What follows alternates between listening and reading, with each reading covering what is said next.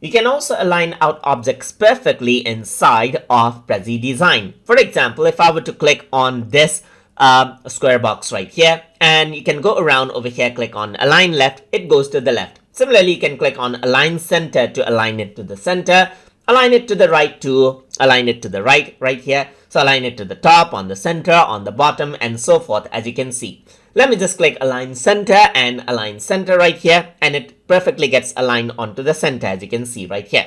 You can do the same over here with other objects as well. So if I were to go around over here and align it to the middle, then you can see that you can perfectly align to the middle.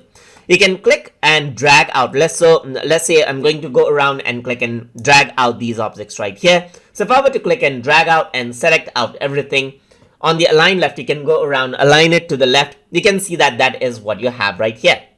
It aligns everything onto the left.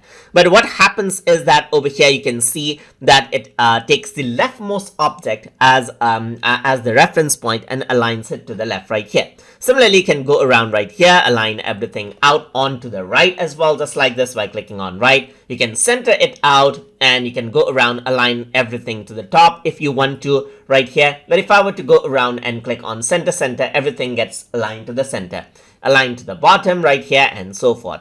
Another thing that you can do is distribute the alignment. So let's say, for example, if I were to click and drag over here, you can see distribution option is here. So if I were to go around, I have an option to distribute it horizontally or vertically.